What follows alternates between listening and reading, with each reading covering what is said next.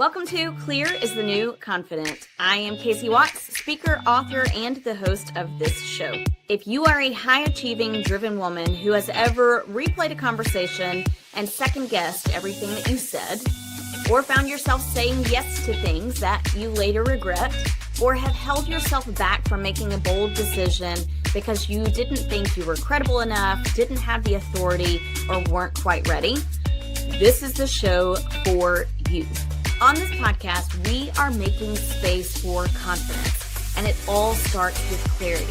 Clarity about who you want to be, clarity about how you want to show up, and clarity about what you want from both work and life. Now, with all of that said, let's dive into today's episode and make some space for confidence.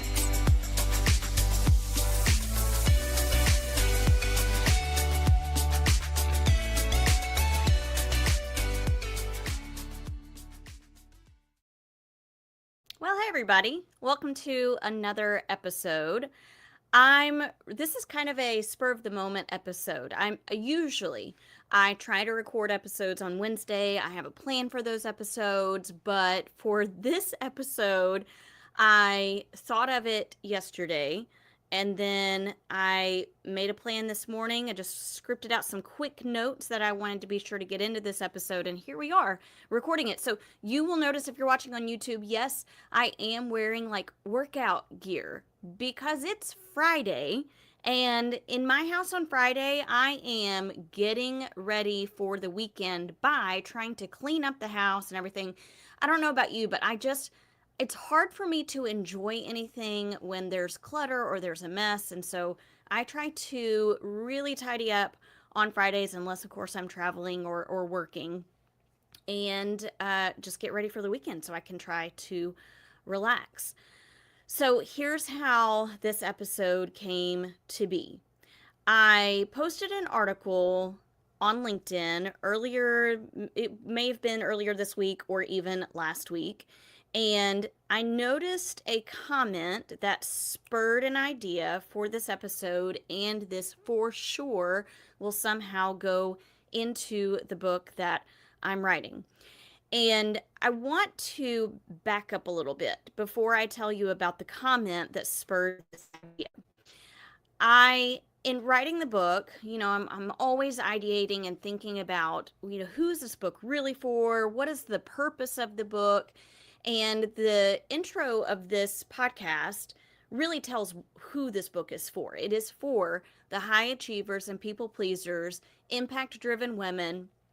But as I was thinking about that months ago when I first started putting content together, I had this idea of being that person. Like, where does this idea of being that person fit in? And I'm still honestly not quite sure, but it gave me this idea that maybe there could be some episodes on the podcast where I'm encouraging you and me and your colleagues and friends to be that person. So today's episode is titled Be That Person, Stay Curious, Ask Questions, and Advocate for Clarity. I want you to be that person, the person who is confident enough to ask the questions that need to be asked. So here's where the episode stemmed from. There was a comment on the LinkedIn article that I posted. The person said, I ask way too many questions when on a team, and someone once called me disagreeable. I'm going to say that quote one more time. And I'm curious if this resonates with you or if you found yourself in this position as well. I ask way too many questions when on a team, and someone once called me disagreeable. Have you ever found yourself worried that if you asked the questions that were on your mind, you might come across as disagreeable, or maybe someone has commented on the questions that you have asked? Now, I'm going to be really honest. I don't even know if I want to say this because I don't mean for this to be offensive. I do want to mention, though, that I think I'm not alone in this, because I tend to be a person who values efficiency so much. It is really important to me that things are efficient and people's time is not felt like it's wasted. I do sometimes get irritated if questions are asked that I deem are unnecessary. That's on me, though. That's a me problem, not a them problem. So, as we go through this episode, and I encourage you to be that person, and I encourage you to stay curious and ask questions and advocate for clarity, this comes with a caveat. I'm encouraging you to really think about the necessary, important questions. Okay? Not asking questions for the sake of asking questions. Not asking questions for the sake of taking the stage. Not asking questions because I didn't do my part to listen intently. Okay? So there's the caveat there. So I noticed this person post this comment on LinkedIn that I just told you, but then I've also heard this kind of statement from people who don't want to ask the questions. And this might be you. I didn't ask the question because I didn't want to look stupid. I didn't want to come across as though I didn't understand, or I didn't want to come across as though I wasn't on board or disagreed. I didn't want to come across as disagreeable, so I didn't ask any questions at all. This happens time and again. And there are a couple of reasons that this happens that I want to talk about in this episode, but then I want to give you some strategies and tools to be able to stay curious, ask questions, and advocate for clarity. Okay? So let's talk about why someone might feel the way or have the experiences that I have just described to you, where they came across as disagreeable. Now, this could happen for a couple of reasons. It could be that you are a part of a psychologically unsafe team in which the leader feels threatened when people ask questions. It could be that you are on a team that is psychologically unsafe where the leader feels as though they are being attacked or they feel as though their status is being threatened. That's a real thing.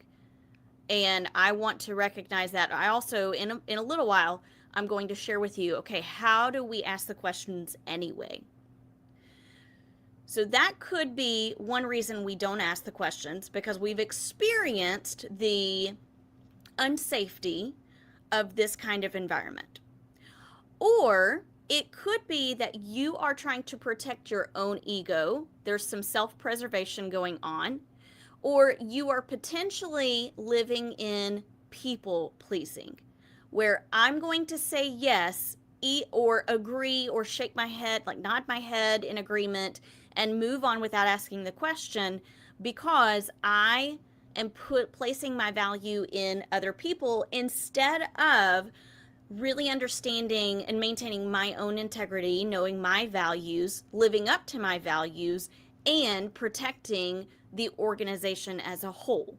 And when I say protecting the organization as a whole, what I mean is we're asking the hard questions or saying the things because we know that it is going to be a positive impact on the collective, on the organization as a whole. Okay? I don't know that we have the skills in those moments where we notice that our intuition is telling us, our gut is telling us, there's a question you have, or there's a question that other people have, and nobody's asking the question. It's not that we don't have the intuition to ask the question. We experience that. We feel it. We know it needs to be asked. We don't ask it, but oftentimes it's because we haven't developed the skill set to ask it in a way that doesn't threaten others and that doesn't threaten our own psychological safety. So I want to give you a few strategies. We're going to talk about 3 things The way that you can ask the questions, stay curious longer, advocate for clarity, in a way that doesn't present as aggressive, in a way that doesn't present as difficult, and in a way that allows you to maintain your values and integrity, um, and also allows you to speak up confidently. Okay? So, here we go. Here's the first thing that I'm going to encourage you to do. Remember 3 things. Number 1, before you meet with any group of people, especially those situations where you know there could be some questions that need to be asked in order to clarify, ask about the purpose. Determine, define, clarify the purpose of this upcoming meeting, this upcoming project, whatever it might be. And you can simply say, I want to be sure I'm prepared for this meeting, or I want to be sure I'm prepared for this project. Can you remind me of what the main purpose is? Or can you remind me or tell us what you hope the outcome of this meeting will be? Clarify the purpose. Be the person that clarifies the purpose before you even get started. You will thank yourself later. And that does not come across as aggressive. And you're going to notice throughout these 3 things that I'm telling you about, these 3 different strategies, the onus is on you. You are taking ownership. So you're not placing this on anyone else. The onus is on you, and that allows you to ask the questions without it coming across as threatening or difficult or what have you. Okay, so clarify the purpose. That's number 1. Number 2, ask these questions in these ways. So when you hear me share some of these questions, really look at it through the lens of, how are we asking these without putting anyone on the defensive? Okay, so here's what it might sound like. Notice the onus is on you. I want to make sure I understand what we're doing and why. Is this, and then paraphrase what you think they've said, what you mean? Or is this what we mean? The onus is on you. You might also use this phrase, before we start, can I clarify the purpose of this meeting so that I am on track? So remember, the first thing I told you was clarify the purpose beforehand. That means like before anyone ever meets for this meeting. But if you get to the meeting and no one has clarified the purpose, you start it by clarifying the purpose. You do so that you yourself can track in the meeting. I do this all the time. Before we start, can I clarify what you hope the outcome is, just so I can make sure I'm tracking and on board with all of this? Or maybe not even on board. That sounds a little bit not aggressive, but yeah, maybe I wouldn't phrase it that way, but I would say, so I'm tracking, or so that I'm understanding. Another question you can ask is, can I check my perception? What I'm understanding is XYZ. Is this accurate, or am I off base? Can I check my perception? What I'm understanding is this. Am I accurate, or am I off base? And then another way that you might ask a question without coming across as defensive is, I want to make sure I'm communicating this to my team or to other people really well. Could you clarify like 3 main things I should share with other people? Okay, great. Thank you. Now, those are just some examples of ways that you can ask questions to clarify. The last thing that you want to do, so we've talked about 2 things already, clarifying the purpose of the meeting before it ever begins. Number 2, asking questions in a way that doesn't come across as defensive. And number 3, I'm going to encourage you to protect time at the end of any conversation you have to be sure that you are walking away with clear next steps. This can be as simple as, hey, I want to be sure that I know what my next step is. So here's what I'm thinking. Correct me if I'm wrong. Putting the onus on yourself, giving control to, or not even control, maybe giving autonomy to the leader or the other people in the group to step up in that moment and be a part of those next steps. Okay? People do want to feel as though they have control. And it could be control of a situation. It could be control of their own experiences. So we need to remember that going into these meetings. Keep in mind when a supervisor or someone feels threatened, they're looking for protection. Just like you are looking for protection and safety when you go into any conversation that feels a little bit uncomfortable. I want to encourage you, be that person who asks questions and steps up as the clarity-driven leader. The clearest person in the room will rise to the top as the leader, the person that others want to follow. As we have gone through this, I've mentioned these 3 things. The last thing, I have a document titled The Last 5 Minutes, and it gives you ideas for how to close a meeting. So if you are curious about how to close a meeting, the last 5 minutes, and protecting that time so that everyone walks away with clear next steps, be sure to go to the show notes. You're going to see a link to get that document. It also includes a follow-up email example that you can use to email everyone after the meeting. Okay, I hope that this has been somewhat helpful for you as you are feeling the intuition, feeling that gut feeling of asking questions but not quite asking questions. You can ask questions without it feeling heavy. You can. I hope that this will give you the courage to do that.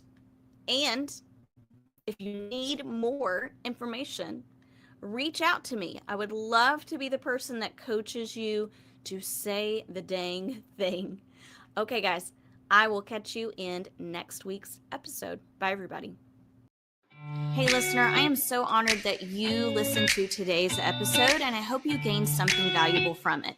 I'd also be honored if you did me 3 solid favors.